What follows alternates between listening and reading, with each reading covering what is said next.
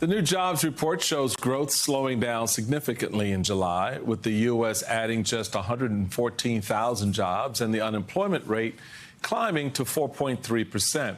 Here's Vice President Harris this week, just before that report came out, speaking at a rally in Atlanta. Because we here all know when our middle class is strong, America is strong. And to keep our middle class strong, families need relief from the high cost of living so that they have a chance not just to get by, but to get ahead.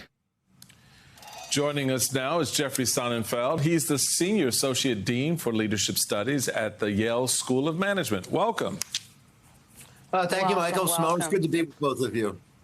Good to see you. Let's unpack, let's talk the economy, because frankly, if you just look at what voters' top concerns are across the board, whether you're talking about black voters, Latino voters, white voters, young voters, the economy ranks at the top of everyone's list. When they talk about the economy, they're talking about housing, they're talking about prices being high. And Axios had this piece about Harris's agenda. And they write that Vice President Harris plans to finish Biden's progressive agenda. Her plans include pushing for nearly $2 trillion and establish universal pre-K education and improve elderly care and child care, as well as a permanent tax cut for working class families. Her instincts are to go further than Biden's attempt to raise corporate taxes to 28%. And this is according to people familiar with the matter who recall that Harris backed raising them to 35% in 2020. I think that 35% number was high, and I don't know if she would still feel the same way right now today. But talk to us a little bit about just the impact of the Harris economic agenda going forward.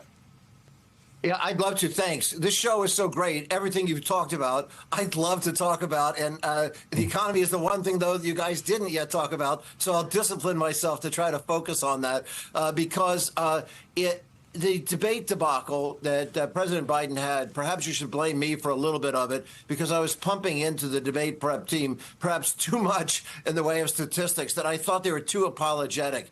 There's a lot of good news that, as you pointed out, the emphasis on education, which they could do more of, certainly on healthcare, which they've done fabulously, but more could be done there, on helping working parents, on housing. There's still more to do there. But there's so much good news that they were apologizing for. That, yes, the unemployment has creeped up, as Michael said, about 4.1%. But still, it's been since Bonanza was the #1 show on TV that we've seen the unemployment level this low. This is still considered full employment. There's really not that nice place you can go when you're roughly in the vicinity of 4% that is full employment, because people are in transition and jobs and things like that. We've seen inflation fall. Many great economists kept saying, oh, we have to have massive unemployment to bring inflation down. But the Biden-Harris administration knew that wasn't true. As in fact, inflation's fallen from like 7.5% to roughly 3.7%.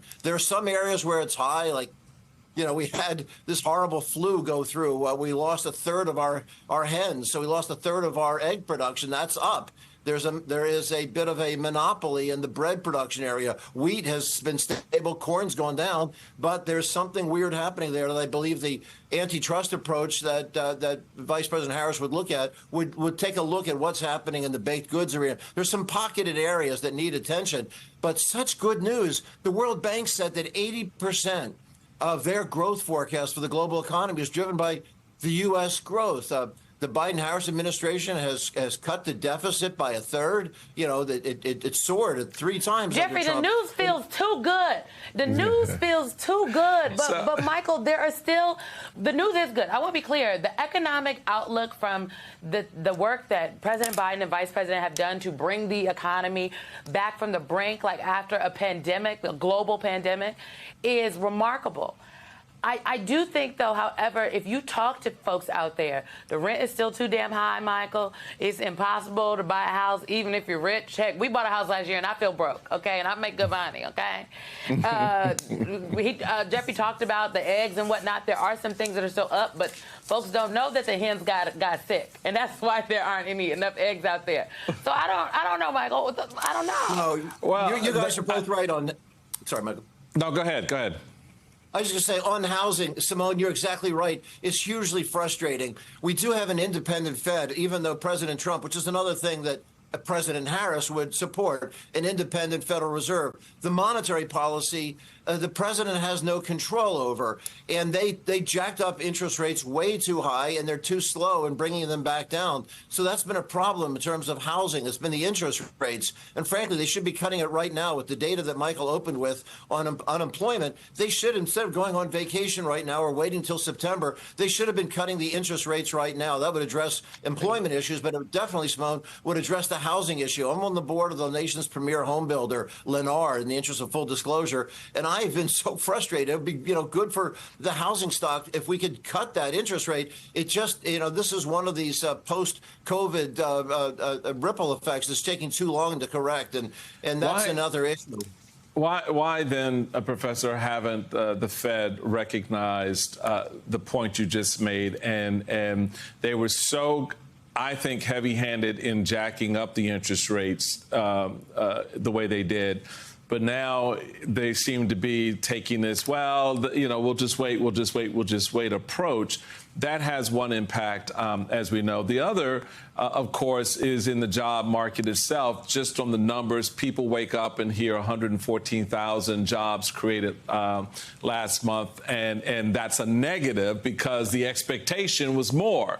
But they don't talk about the fact that in the prior report, the expectation was exceeded in the job production side. So there is this resettling in our economy, to Simone's point, that a lot of folks don't know, like, we lost a whole lot of chickens, therefore the price of eggs are going to go up.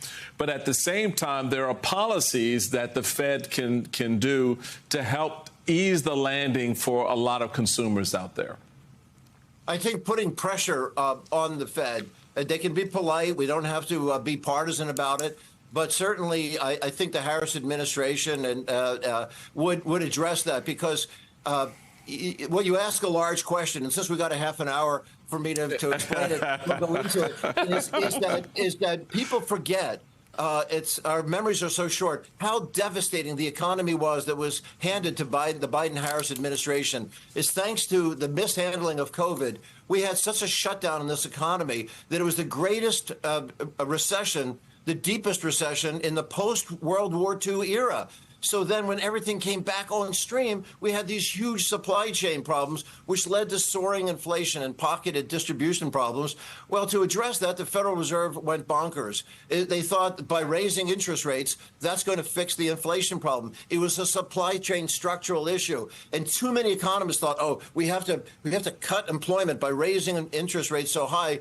And that's something that was called the Phillips curve, which hasn't worked since the 1960s, a nonsensical curve that trading off employment with insurance. They had a time warp in their mindset. And now we've proven you can do good and do well at the same time. And that's just taking a while to work through. But it's a great economy. And I do think that all of the vice presidential candidates, by the way, have this. I think somebody who has perhaps some of the best grip on this as an executive administrator is Josh Shapiro, who, I guess the rumors are that he's the odds-on favorite. I just have a Time magazine piece that just came out while we're speaking that actually showcases why I think that Vice President Harris is likely to select this person. But he works across sectors. He doesn't fall into this trap of business versus other constituencies, something which has been very troubling. It's not hardly any major business leader supporting the Trump administration. This is a century-long break from we have seen for over 100 years. Donald Trump was trying to get the billionaires back, honey, telling the oil execs, just give me the money and I'll do what you want. Give me the money and I'll give you the policy. Michael, did you hear Jeffrey putting his hat in the ring for